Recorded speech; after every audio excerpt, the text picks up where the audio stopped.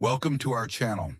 Today we'll explore the fascinating history of the Mongol Empire, the largest continuous territorial empire in history. From the vast steppes of Central Asia to the Great Wall of China and beyond, prepare for an epic journey through the conquests, culture, and mysteries of the Mongols.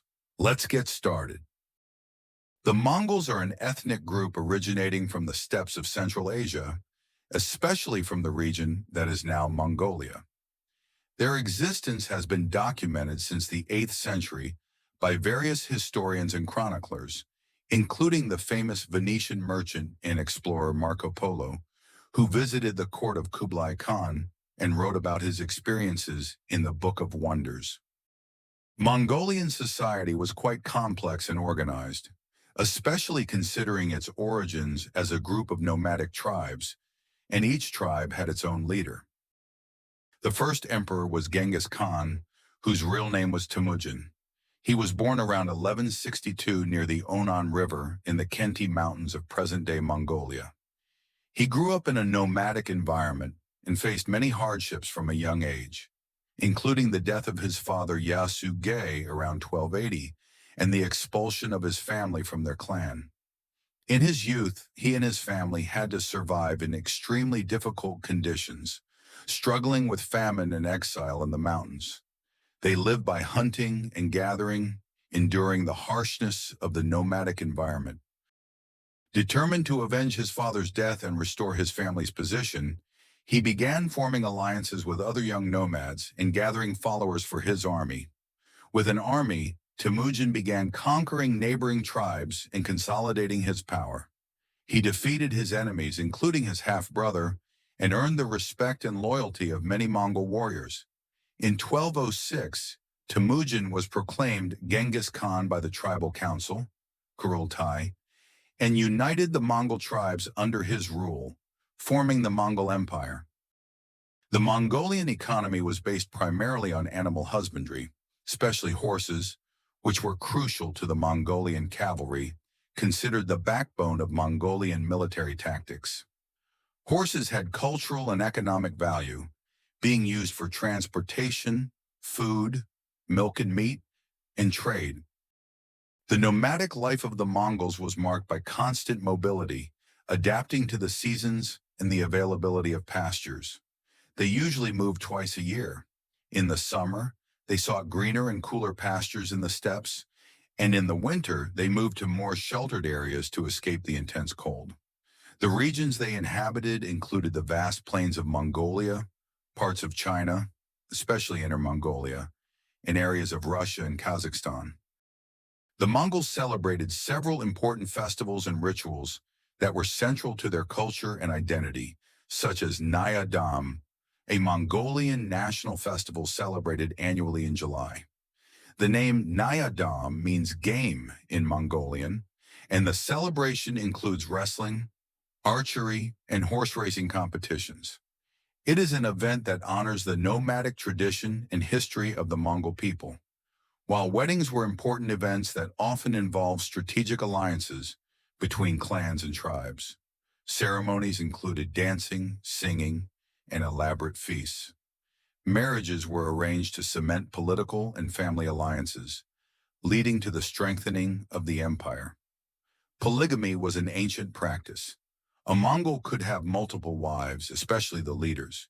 In religion, the Mongols practiced Tengriism, a shamanic religion centered on the worship of the sky, Tengri, with spiritual practices led by shamans that involved chanting, dancing, and the use of traditional musical instruments. These rituals were performed to cure illnesses, ensure good hunting, and protect the tribe from evil spirits. They also conducted rites of passage, important milestones in a Mongol's life, such as puberty, marriage, and death. The introduction of Tibetan Buddhism was strongly promoted by Mongol leaders such as Altan Khan, who ruled from 1571 to 1582. He established close ties with the Tibetan Buddhist clergy, invited Tibetan lamas to Mongolia, and many Mongols adopted Tibetan Buddhism, which became the dominant religion among the Mongol elite. This religious syncretism not only strengthened the authority of the Mongol leaders, but also helped to unify the diverse Mongol tribes under a common cultural identity. In the laws, Genghis Khan formulated the Yasa, a code of laws that covered everything from conduct in battle to social and family order. The punishments were severe, especially theft, treason, and disobedience, which were punished severely to maintain order. They had a well-solidified social structure. The khans and nobles were the top leaders and their families formed the ruling elite. The generals and warriors were below the khans. The common people were the shepherds, farmers, and artisans who formed the base of society, and finally the slaves, prisoners of war and people in debt, who often became slaves. After ascending the Mongol throne, Genghis Khan led military campaigns that resulted in the conquest of vast territories. Between 1206 and 1227, the Mongol Empire expanded throughout Central Asia, including China, Jin Dynasty, 1211 to 1234, Persia, Khwarezmian Empire, 1219 to 1221, and Kievan Rus, 1240 to 1242. Under Genghis Khan's successors, such as Ughdai Khan, 1229 to 1241, and Mangu Khan, 1251 to 1259, the empire continued its expansion, reaching Eastern Europe in parts of the Middle East, such as Baghdad. The height of the Mongol Empire came under Kublai Khan, 1360 to 1394, who established the Yuan dynasty in China, 1271 to 1368, and moved the capital from Karakorum in Mongolia to Kambalik, now Beijing. However, this move provoked dissent among traditionalist Mongols who saw it as a departure from their homeland. Kublai's brother Arik Boka opposed it and led a rebellion to keep the empire centered in Mongolia. Although Kublai prevailed in the Toluid Civil War, opposition persisted. After each conquest, local societies were required to pay tribute in kind and swear allegiance to the Great Khan. During the height of the empire, there was a period of relative peace and prosperity known as Pax Mongolica, which facilitated trade and cultural exchange between East and West. Mongol rule helped to unify diverse cultures and facilitated the exchange of goods and ideas along the Silk Road. Various products such as silk, spices, textiles, handicrafts, and others were traded along the Silk Road, enriching the empire but also facilitating cultural and technological exchange between different civilizations. After Kublai Khan's death, internal conflicts arose between his heirs and other leaders. These disputes weakened the unity of the empire and led to political fragmentation.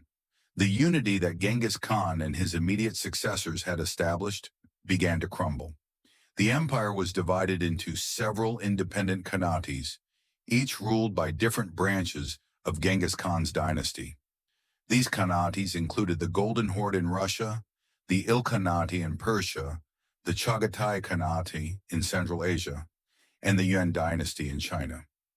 Over time, the conquered regions rebelled against Mongol rule, seeking independence and autonomy, until they eventually disappeared.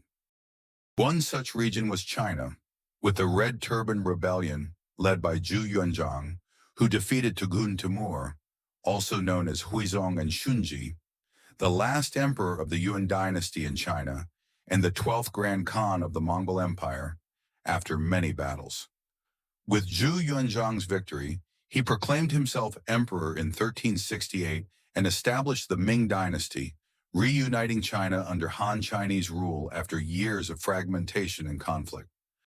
Another external factor that influenced the weakening of Mongol rule was the Black Death pandemic from 1347 to 1351, devastating the Mongol population and weakening the empire's military and economic capacity.